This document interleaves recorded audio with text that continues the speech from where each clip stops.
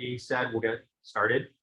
So I gave this the title Differentiable Programming, which is pretty related to auto-differentiation, but it's got some differences, so we'll get to that eventually. The subtitle is The Old Autodiff Magic, because autodiff is pretty cool, as we'll see. And it's actually a fairly old idea.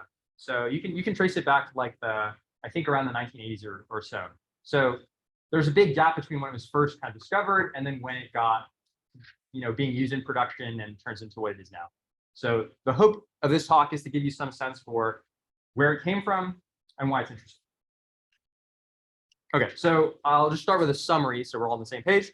Differentiable programming enables efficient, accurate computation of derivatives without sacrificing typical programming features. Okay. Hopefully not too confusing. It's the backbone of modern machine learning, though known since the 1960s, 1980s, somewhere in that time range.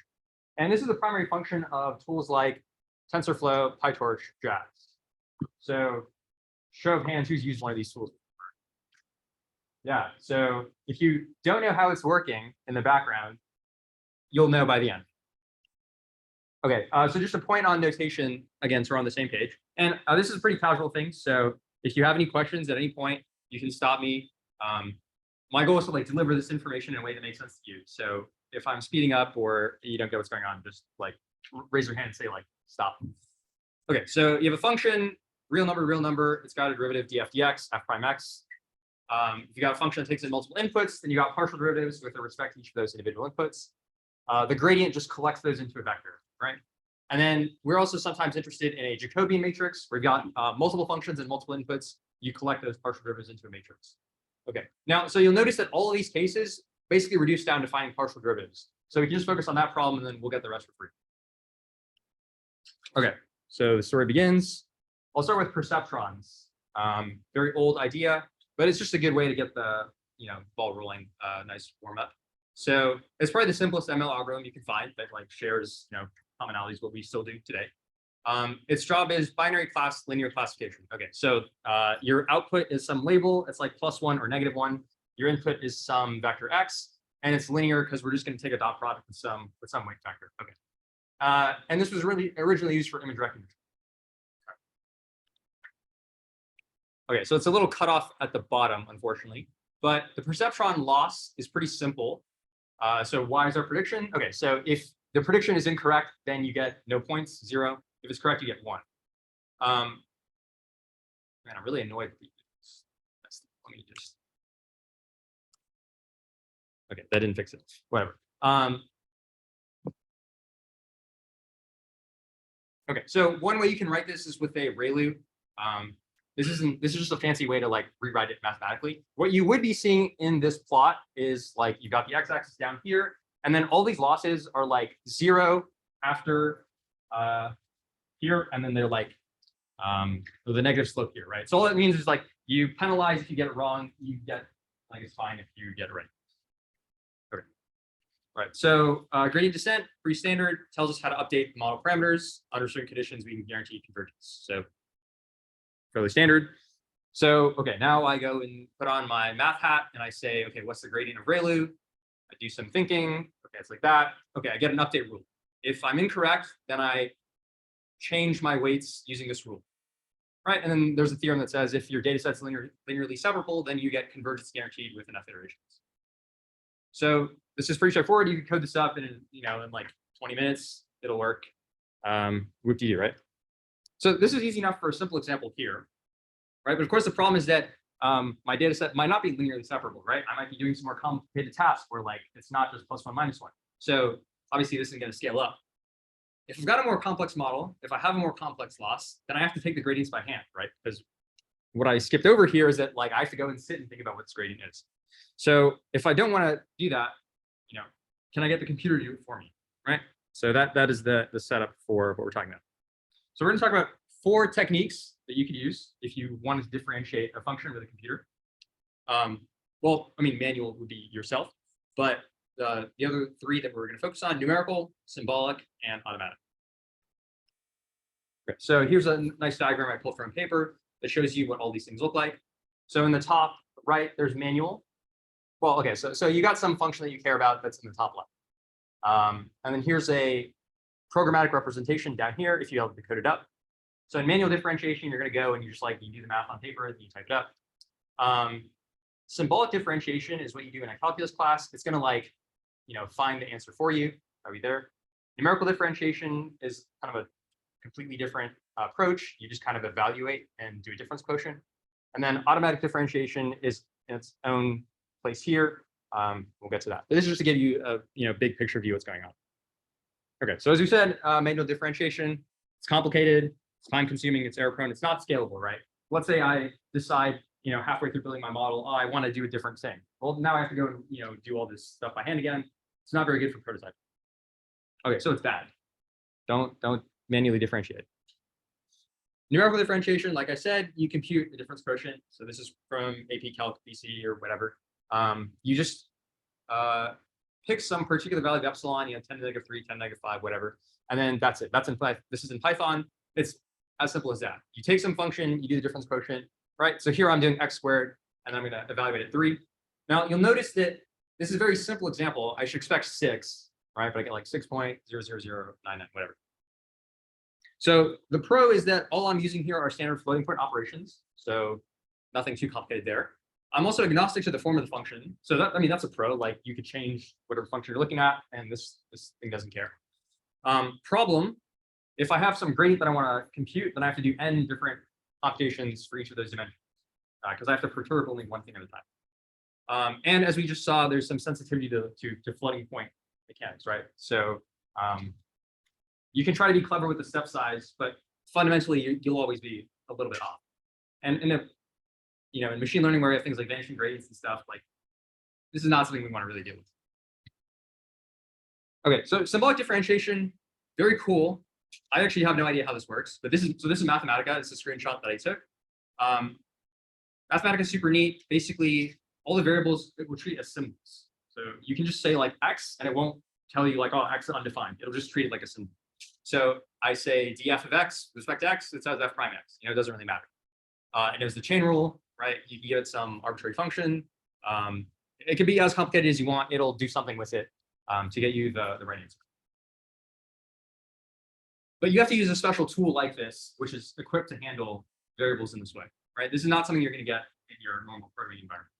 So this won't really work for what we're trying to do either. So auto differentiation, here's the key idea. We're going to modify our program to track the gradient of each operation that we're doing. Okay, so this raises a few questions. One is, how am I going to compute the gradient of any single operation? 2 is, how would I relate these gradients, right? Even if I can do it for one operation, they have to be connected in some way. And then 3rd is, how is the user going to write their code? And how are we actually going to do this, like modifying the program business, right? So we'll take these one at a time. So the basic idea here is to think about a computation graph. So here's what it looks like. You've got your inputs at the bottom. These are leaf nodes. You've got nodes, which are expressions. They take in these inputs, and then they chain together in some way. Okay, so just to make sure people are paying attention, what is the form of the expression? So just like looking at the graph, what are we actually computing? Give you a couple seconds to think.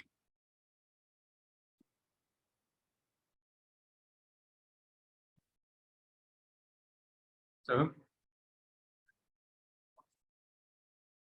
yeah, sine x1 plus x1 times, yeah, cool. So that's the graph. You can forget about all the annotations, just don't worry about that. Just focus on the structure of it, right? The idea is just that, in principle, I should be able to break down my expression into a bunch of nodes that take in inputs. Right, okay, so the premise here is that each node will call like wi, got the leaves, those are inputs, and then the root is the thing we're trying to compute, some function of all those inputs. And our aim is to compute these partial derivatives of the roots with respect to the leaves. So the nice thing is that each node will force it to track a gradient, right? That's the whole idea here. And we can do that because each node will know what its inputs and outputs are. And then the way that we're going to relate all these together is we'll use chain rule, right? Which will tell us how these things are all connected. Now, there's 2 flavors of auto differentiation. This is a detail that gets buried pretty frequently, but it's important to think about. We have a degree of freedom in how we choose to do this tree traversal, right? So I've got a graph, and I'm saying that you can do all these things with these nodes, and we'll combine them together. One thing you can do is you can start from your inputs and work your way up to the top. So this is how you'd like normally do the computation, right? It's also possible to start from the output and then work your way down.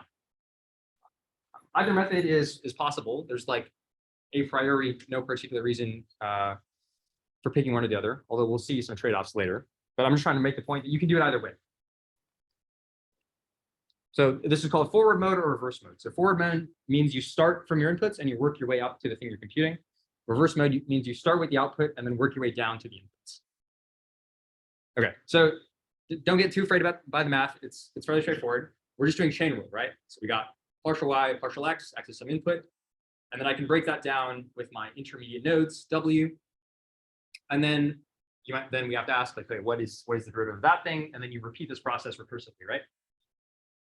All that matters for the purpose of what I'm trying to say is that the bracket starts here, right? The first thing you do is start with your input, do the thing, okay, then you move your way outwards and you work your way out until you get to the output, right? And then on the other hand, I can just as well choose to do a different grouping where I start with y and then go back. Okay, does anyone have any questions? Okay, cool. So here's the plan. So we're talking about automatic differentiation. There's two different things we're trying to deal with. One is the computational part, which we'll get to later. The other thing is the mathematical part, which we're going to deal with now. The idea is that once we can differentiate functions, we can do all our fun thing, neural nets, optimization, variational inference, so on and so forth. Okay, so this is an aside. I've tried explaining this to a couple people. It usually gets confusing, so you really have to stop me if things don't make sense. Okay, so the theory behind forward mode, there's a very lazy but inefficient way to do autodifferentiation, and it uses something called dual numbers. Okay, what is a dual number? The nice thing is that you already know something that's very, very analogous, and those are the complex numbers, okay? So your complex numbers, you got a plus bi, and then the question is always like, oh, what does I mean, right? I is square root -1, what does that mean, okay? But at some point, you just do the math, right? You just pretend like it's some other number. If you want, you can just treat it like a pair of numbers a and b, and there's some special rule that you're supposed to follow, right? So a dual number is very similar. It's like a v plus. I'm writing a v dot so that I can tell you that we're using it to track the gradient, but it doesn't have to be that way. So it could be like an a plus b epsilon. But the rule here is that epsilon squared is equal to 0. Okay, that's the rule. Epsilon squared is equal to 0. Okay, so why would we ever want to do this? So we know that, and this comes from your calc class, that f of x plus h is equal to f of x plus f prime of x h plus some term on the order of h squared, right? This is basically just saying that linear approximation is good enough so that the error is quadratic in the perturbation, I guess. Okay, but the nice thing is that since I said epsilon squared is equal to 0, then this thing, f of x plus epsilon, has, right, like two components, a real component, which is the value that you care about, plus f prime of x times epsilon. So the imaginary component, if you will, is the gradient. So what I'm saying is that if you set up your math so that you respect this rule, that you've got some v plus v dot epsilon, and epsilon squared is equal to 0, then whenever you push this through functions, you will get the gradient on the imaginary component. And this all happens for free. Like, all you have to do is make sure that the operations respect this, and then it doesn't matter how you put them together, you will get the right gradient at the end. So how does this work in practice? What you do is something called operator overloading. Do people know what this means? Does anyone not know what it means? Okay, so operator overloading is when you have you program language like Python or Java. Actually, I don't think Java's. We'll think about Python, right? What Python will let you do is create, you have some new object, and what you can do is say, if people try to use the plus operation, like object plus object, which in any other language would be like undefined, because like, what does it mean to add objects? You can overload the operator to do something special in this case. So for example, NumPy will do this because if you have NumPy, then you can just create vectors and say a plus b, and it knows that means element-wise addition. This is something that's been built in by the library. So, so in practice, what you can do is do this overloading, where the user doesn't really have to think too much about what they're doing. They just use the normal values. But internally, you're going to be carrying around these gradients for them. And then this is just me saying that all the normal rules that you expect from calculus are reflected in this new algebra for dual numbers. Okay. All right, so I'm going to try something here. Hopefully it works. So there's a programming language called Julia, which is used in some like numerical computation circles. It's pretty cool. Let me show you. So this is a package called dual numbers, which does what I just told you. So we'll take a look at what it does. Okay, so what it says is that you do have to provide some constructor for your dual number. Then you give it some function, right? And then what it says is that if you just ask it to compute the value, you'll get the right answer. So, okay, does anyone have like a, we'll do it with two variables just to confirm that it works like that. I don't know. Let's say x to the fourth minus cosine x times tangent x. Okay, that seems reasonably complicated. Okay, so now what I do is I'm going to create dual numbers for each of the inputs that I have. Now, like a kind of a note is that you put for the imaginary component 1 for the thing that you want to compute the derivative with respect to. Okay, maybe I'll just do the thing. Okay, and then we'll say y is 5. So now I do f of x and y. Okay, so now it gives me some number, right? So we've got the real component there. I've got the imaginary component there. Now I have to confirm that this is correct. I'll use Mathematica, because why not?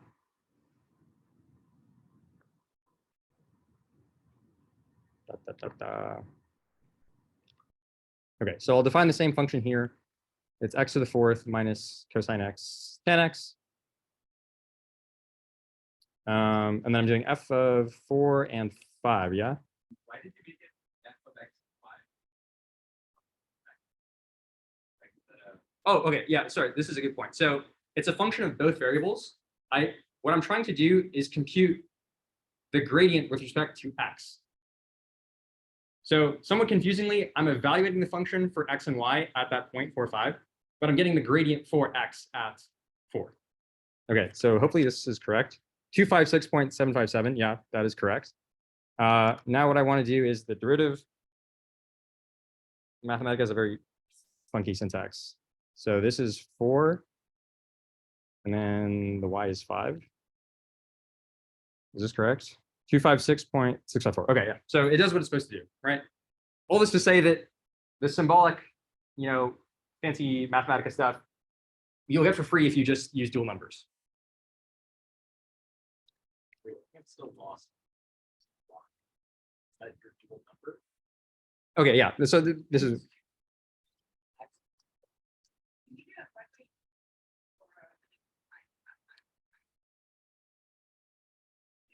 I think it still works.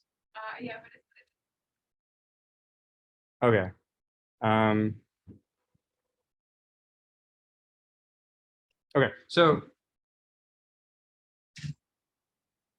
Okay, so you see here where it says seeds. Okay, so the seeds are either 0 or 1. That's basically indicating what the imaginary component you're going to use is. The way that this works is that you put a seed of 1 for the thing that you want to compute a derivative for, because we're trying to use this rule. Yeah. But there's like a 1 epsilon there. So I can only do this for 1 at a time. So you had x, y. Yeah. Y. Yeah, you put the component, you put the c as 0. 0 meaning the coefficient on the imaginary part. You put a 1 for whichever thing you care about. Yeah. Okay, did that? Yeah. I don't know if this is asking too much of you. Yeah, yeah. Or like a super simple like sin x plus x or something. Yeah. Or is that Manually? yeah, Like you want to do. So okay. So the cheat here is that basically all these libraries, what they do is when you say sign, they've overloaded sign. The sign x plus. Yeah, yeah. So that there's a little bit of cheating going on here. But like, why does that turn into integer? Or is that like Yeah. yeah, like why did oh, wait, I can see it. So you're saying that so epsilon is essentially just a really tiny. No. You got to think of epsilon the same way that you think of like I in math. It's just it's a funky number with some special rule. The real point here is just that you've got two numbers, and the way that you do algebra on those numbers is just different.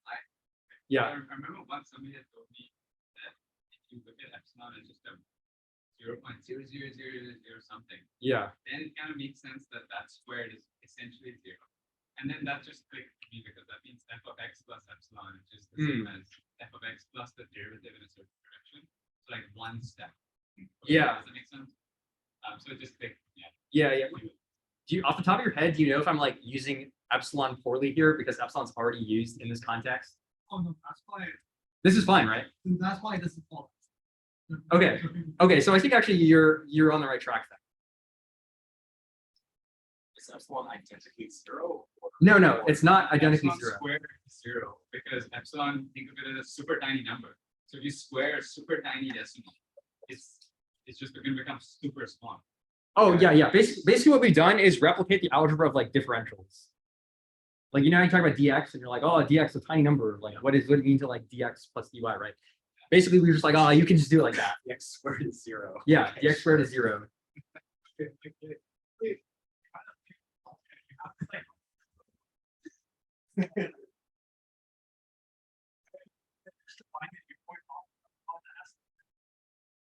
Yeah. So like, don't look at it. it's like the way you define numbers is basically like how to all this aspect. So like this R joint it forms a actually what's wrong? Yeah, it forms a- so like yeah, this is just like us throwing like that. Yeah. I don't know I should No. I appreciate it. Yes. Much very appreciated. Unfortunately, this is just like a novelty thing. Like, apart from this Julia package, none of the libraries you're going to see are going to do forward moves. Like, that's just not what they do. But I just think it's cool because it's just cool, and I want to talk about it. Okay, right. So why not use forward mode, right? So the nice thing is that you get the value and the gradient in one go, right? So I just do the computation, and at the end, I'm like, oh, here's the value and here's the gradient. How convenient. But the main problem is that if I've got some function which takes in n inputs and m outputs, then I need to do n sweeps of this forward mode, right? And you got to think in a neural network context, usually your input space is very big, some image, like 120 by 128, and your output is like 1 for a classifier, like maybe you're classifying like some 5 things of 5, right? So generally, you would prefer not to do this many number of sweeps. That being said, JAX, which is one of the libraries, does provide forward mode functionality. It just doesn't use dual numbers. Yeah, so the whole dual number kind of digression was just to show that if you really wanted to, you could create a math system that will do it for you. It's just not what's used in principle or like in practice. I bet. Okay, so we talked about forward mode. And so the nice thing is that reverse mode is fundamentally not all that different. You start from the top, and now what you're doing is computing gradients with respect to your output, and then you just move backward. That's all I have to say about this, but that might be an oversimplification. So if anyone has questions, feel free to ask them about reverse mode. It's also just important to do expression, write a tree. Like an AST. Yeah. Sure. I mean, I think for like if you actually had to compute it, then forward mode makes more sense. Oh, right. Yeah. The reason being that so for each output, you walk from the root to leaves, you multiply the gradients. This is better because we have a small number of outputs. So, we do less sweeps. And sometimes the term tape, so I don't know if anyone uses TensorFlow still, but like there's a TF like gradient tape, right? So gradient tape just means like what it's using to record all the gradients. That's it. I was going to say something else, but it escapes me now. Okay, so I went to the PyTorch source code. And I was like, can we find the snippet that does the thing? So I went and then I just searched up like cosine, right? And so there's some C++ file called like cosine operation, right? So you can literally see here, and this goes to what I was saying earlier, like they're cheating kind of. So this is it's some function which is like cosine gradient. So like and then you can see that it takes in some x and then some y, okay, a bunch of other stuff. And then here's the line here. It returns a negative dy times the sine of all the x's, right? So you can see that what they're doing is like they've hard coded how the cosine gradient should come out, right? But just with respect to like that one node, and then somewhere down the line it'll like multiply those things and give you your gradient. But this is just to say that the library that you're using is just a bunch of rules like this. It's just someone went in, was like, oh, the derivative of this is this. Type that out. So if you wanted, you could write one too. Like, hey, wow. Wait, that's not that much different from symbolic. Isn't that what symbolic? Like they also have a bunch of rules. The problem here is that I don't actually know what the internals of symbolic look like, but they are, I think they are distinct.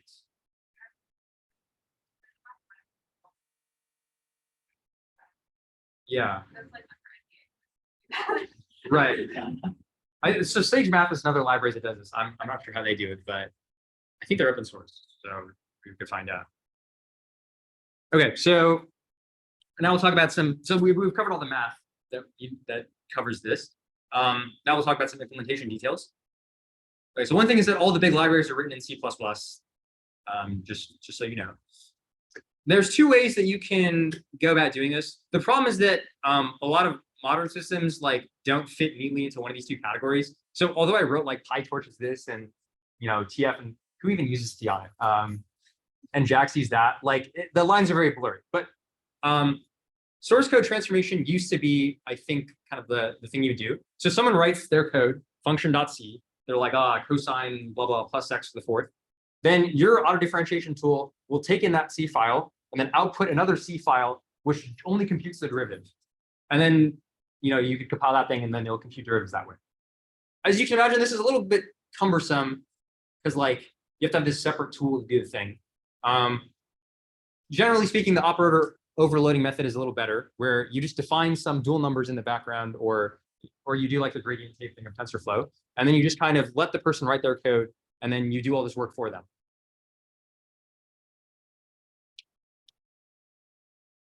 Okay, I sequenced this poorly, but this is just to show that the computation graph that we showed earlier, right? Like this thing, this is fundamentally still the same data structure that's being used. So TensorFlow provides this thing called TensorBoard, where you can look at this if you want. I don't know anybody who's actually visualized this to do anything useful. Have you used this? Okay, so somebody's using this, but I don't know who. Okay, some more advanced things, right? So this is the basic principles. You might want to compute higher order gradients. We didn't cover that. I actually don't really know how that works. You might want to do something like freeze your gradients, right? So sometimes you have this situation where you got like some early layers that you want to keep their weights fixed, and you have some other layers down the line, and you want to change those weights. That's pretty easy to do, right? You can basically just turn the seeds to 0, or just like once you have the tree, you can just decide like don't follow the computation back to this route or whatever. The hard thing here is we talked about scalars. Of course, what you want your library to do is handle matrices all the way through, like arbitrarily. Okay, now here's the point to impress. You basically can't do anything like computationally that your library doesn't know how to track and differentiate. So your library is just like sitting on top of Python, and you're like writing your code with all your like fancy generators and shit. And then if it doesn't know what to do with your code, then it will break. So basically you're reduced to using only the functions that they've done this hard coding for, right? And so you shouldn't get like too excited by something like this. So this is Jax, which I think is probably like the most advanced of all of them. So they've got some documentation here about where they claim that, okay. So Python control flow. Okay, if you just want to apply grad to your Python functions, you can use regular Python control flow constructs with no problem, as if you're using autograd. And they have like, if x is less than 3, return 3x times x squared, return minus 4 times x. You're like, oh my God, I can differentiate any program. And then you look a little more closely. And what is this?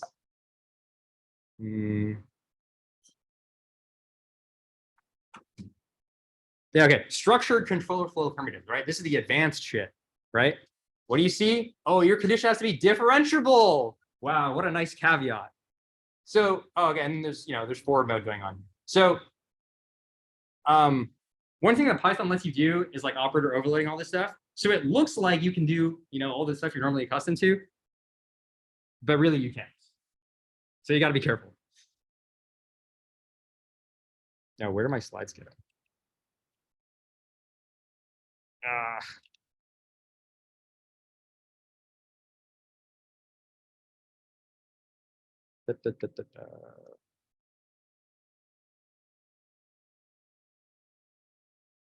Okay, so last point, which we started off with, is differentiable programming, right? And so we talked about autodiff as this algorithm that you can use to compute your gradients.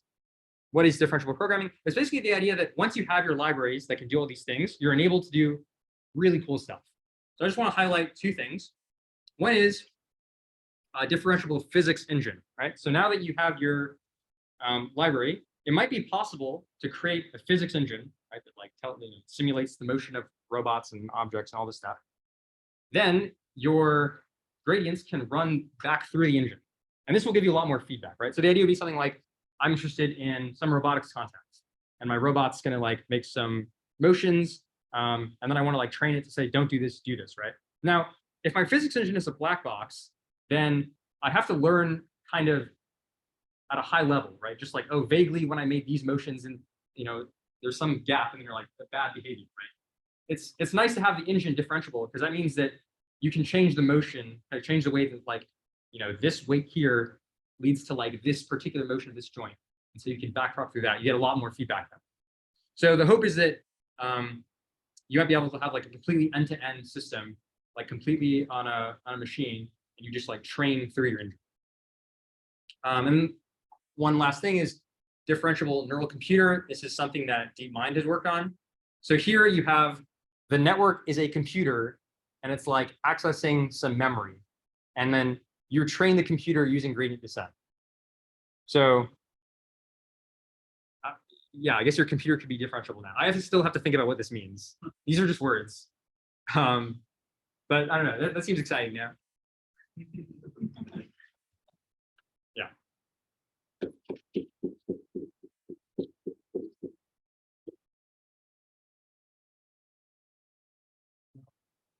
Illustrate this and see under the hood, we can do a very, very minimal demonstration of what it actually looks like to show that it's not all as big and bad and ugly.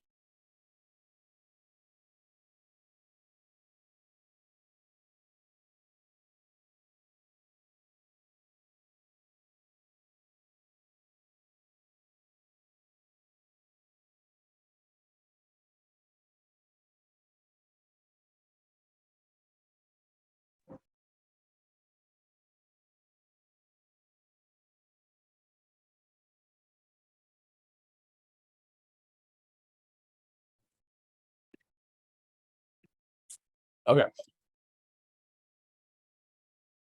Now we're good. So we presented a lot of math, and there's a lot of theory and a lot of things that go into creating these programs. But at the end of the day, if you want a very simple minimal working version, it can be done in less than 100 lines. And the code is way, way, way simpler than you might imagine. In specific, what we have right here is computing backpropagation in reverse mode by using nothing more than basic scalars. And then at the end, I'll show you a slight beefier version, which uses tensors, which lets you take all the nice parallelization and vectorization effects of these great libraries for us and speed up your computation. So during the computation, there's essentially three main steps that you kind of want to think about. There's the construction of the forward graph. So we treat every single element during our computation as an actual node in the graph. And then we join these nodes through an operation, as well as keeping track of the children, what comes before it, so that we may one day calculate its gradients. But all the numbers are really just nodes in a graph. And if we kind of hold this paradigm true, whenever we're creating a neural network, or maybe we're just doing some more basic calculation, we're just connecting a bunch of nodes. Then the second most important thing about this is, let's say we've done our computation, we've ended at some sort of scalar result, and we actually want our derivative. We can use one really nice property of graphs. It's called in specific, the type of graph that we create during this program is something called a directed acyclic graph, or a DAG. And it has a very nice property that we can tell exactly how to run through the graph in order to get the gradients. So let's say we've done our calculation, we've gone forward. We now need to actually calculate the gradient. But where do we start? We have a bunch of nodes, you have a bunch of things floating around. And this is where you can use one of your very basic computer science algorithms of topological sort. So if we go into the method for how we actually compute the gradient for each of these tensors, which is just called backwards, you run a simple topological source, then you topological sort, then you go through every single element or every single node that you've already calculated, and you simply just call its private backward function. And then it recurses, goes backwards, and that's it. It's really just a couple lines. So all that's left to kind of like wonder about is what goes on in these private backward functions. And essentially, at least when you're at the scalar level, it's just the very basic nice things that you learned in your just like calculus 1, calculus 2 class. If you are multiplying two variables, it is exactly what you think. It is the variable itself times the other variable, and that goes both ways. One important thing to note, though, is that we have to think about the chain rule in a slightly more special way. Whenever we compute it in class, we kind of do it implicitly, but you have to start by assigning each gradient value as 0, then iteratively adding as soon as you see a node reappear. So let's say you're computing like the sum of like 3 different x's all at once. So x plus x plus x. Each time you'll accumulate the gradient 1 for each of them, because the computer won't necessarily know to compress it into 3x. But each time you compute, if you were to just do random assignment, the derivative of x would just be 1 3 times over, and you'd never actually accumulate. So if at the beginning you assign each gradient to 0, then accumulate the partial with respect to each variable, you get it. If you go to the Wikipedia page, here's the very formal definition for how to do it. Essentially, TLDR, just sum up stuff and it works. Nothing really too hard to think about there. But the actual fun stuff is like going into these functions and then just generally getting to apply very basic calculus to compute these backward operations. And as you can see, it is all of like 1 or 2 lines in the most complex cases.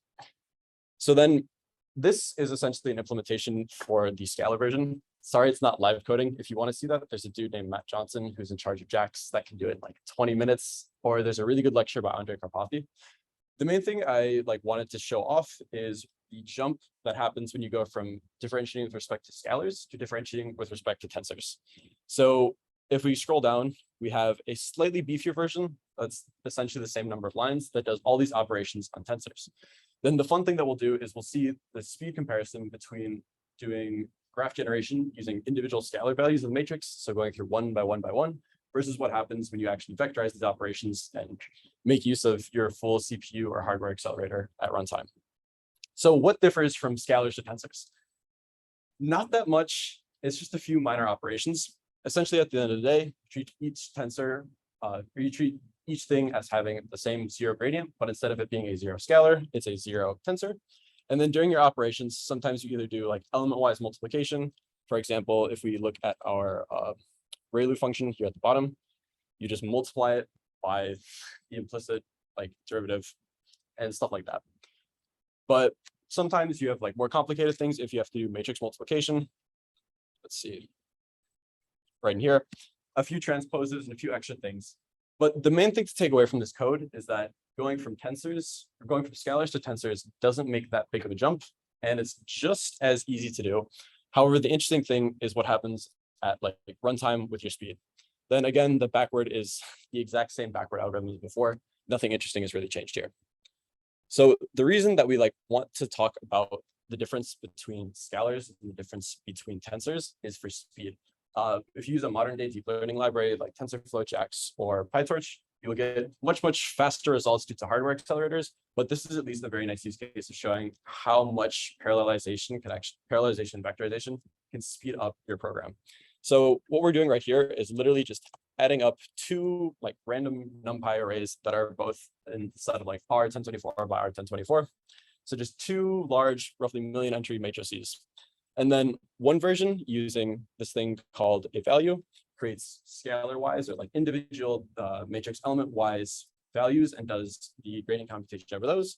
And another thing, which I call a tensor in medium grad, is just a tensor that also has these capabilities. So if we implement our matrices and then first cast them into our tiny version where we do with respect to scalars, we can create these, then we can define a function to do matrix addition. We have to wait as well to do the assignment. That's already slow, but it'll take a couple seconds. It loops through a million entries, and you'll quickly see why vectorization makes a very, very big difference when you end up writing these programs. Yeah. There we go. Then you define addition. And then this funky little bit of code is us summing over element-wise or summing over a 2D array. So first we have to sum over the innermost arrays. We do that through a map operation, and then we sum up the results of those. And that gives us the sum of the entire matrix. And that's just so we can get a nice scalar. Then we call backwards. This is the one that's going to take significantly more amount of time. But as you can see, if you're doing something that's actually high performance computing, you wouldn't have the time to wait just to do this basic operation of adding two matrices and finding their element-wise derivatives. This is time that's wasted, this money that's wasted, and there are like cooler things that could be done. So you can think of this as an imperative to think harder about how you're writing your programs and the ways that you are doing your operations. In specific, this took us 23 seconds to do just a basic addition of two arrays. NumPy, as you already know, can do it in like a flash of a second. So what happens when you just add a little bit more beef to NumPy and you make it do not only addition, but as well keep track of its gradients? So we'll do the same thing right here. If we cast it to my new thing called the tensor, it initiates in 0.4 seconds. And as well, it can calculate the gradient in just as fast a time. And to show off the gradient, you can say a medium top backward.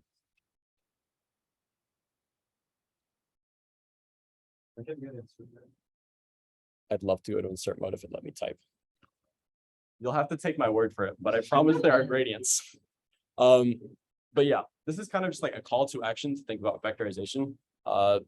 If you think very, very hard about what your programs are doing under the hood, there's often clever little ways that you can find speedups or just make use of the much, much smarter programmers that have come before us and make use of all the wonderful things that they've created. So yeah, if you want to like get your hands dirty and try making and implementing your own, Andrej Karpathy has a really, really good lecture series on this. And I'm also going to be making a like live code along for beefing up tiny grad into medium grad so that you can see how to do all the matrix gymnastics and make the jump from scalars to tensors. But yes, not as formal as Ashwin's, but thank you for your time.